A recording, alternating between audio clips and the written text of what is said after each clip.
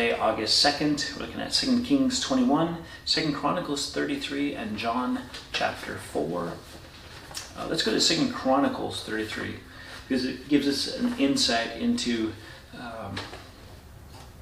this battle that's happened throughout Israel's history, where good king, bad king, good king following after the Lord, bad king going against the Lord. But once in a while, there's bad king who repents, and how God deals with them. Why? Because he's gracious and he's merciful.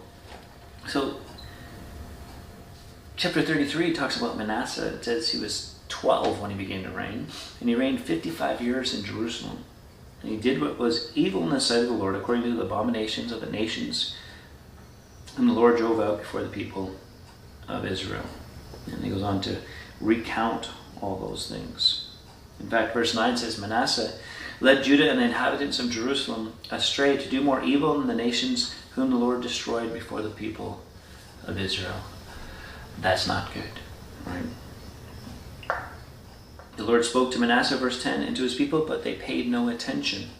Therefore the Lord brought upon them the commanders of the army of the king of Assyria, who captured Manasseh with hooks and bound him with chains of bronze and brought him to Babylon.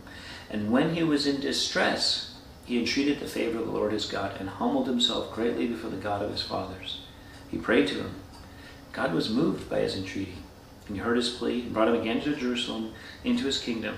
Then Manasseh knew that the Lord was God. Think about it. He's done more evil than any other king.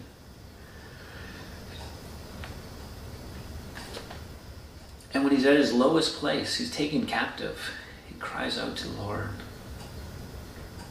And it's still in a bit of a not sure if you're real kind of thing, right? But when he gets back to Jerusalem, he realizes, yeah, he's the Lord. And so then he makes changes, took away the foreign gods, verse 15, the idol.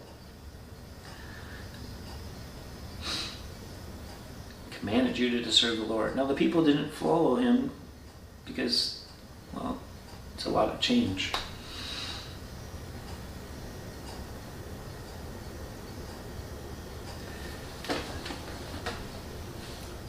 I don't think I necessarily remember Manasseh that way, right? We tend to remember him as very evil in the sight of the Lord. We remember him as very evil in the sight of the Lord, and yet here there's genuine repentance. There's actions that follow that demonstrate the repentance.